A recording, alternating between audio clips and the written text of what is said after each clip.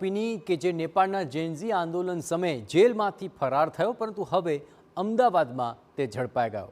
વિદેશથી નેપાળના રસ્તે ગાંજો ગુજરાત લાવી વેપાર કરતા આ આરોપીને ઝડપવામાં પોલીસને સફળતા હાથ લાગી છે।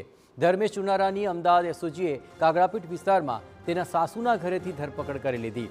ગત વર્ષે બેંકોકથી 13 કરોડનો 13 કિલો ગુજરાતમાં હાઇબ્રિડ ગાંજાનો જથ્થો નેપાળના રસ્તે તે લાવી રહ્યો હતો। એ સમયે નેપાળ પોલીસે તેને પકડ્યો હતો।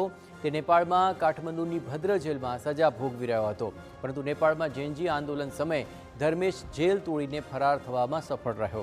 બાદમાં નેપાળથી ફ્લાઇટ દ્વારા લખનઉ અને ત્યાંથી અમદાવાદના કાગડાપીઠમાં સાસુના ઘરે પહોંચ્યો હતો। ધર્મેશની સાસુ પણ લિસ્ટેડ બુટલેગર હોવાથી ત્યાં જ રહેતો હતો। તેની જાણકારી મળતા પોલીસે તેને ઝડપી લીધો। નેપાળની રસ્તે ભારતમાં પણ ઘણી વાર ભૂતકાળમાં ગાંજા લઈને આવતા હતા।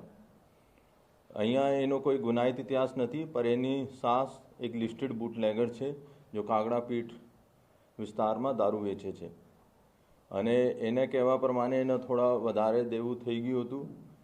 એનું પૈસા જોતા હતા, એના કારણે આ ડ્રગ્સની હેરાફેરી કરતા હતા।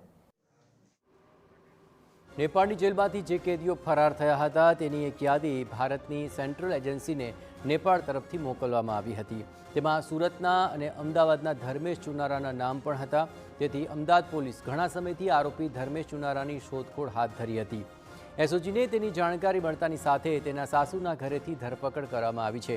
તપાસમાં સામે આવ્યું કે તે અગાઉ 1-2 વાર બેંકોકથી નેપાળના રસ્તે ગુજરાતમાં ડ્રગ્સ લાવ્યો હતો, પરંતુ અત્યારે આરોપી ધર્મેશ ચુનારા વિરુદ્ધ ગુજરાતમાં એક પણ ગુનો નોંધાયેલો ન હોવાથી તેને સેન્ટ્રલ એજન્સીને સોંપવાની કામગીરી હાથ ધરાઈ છે।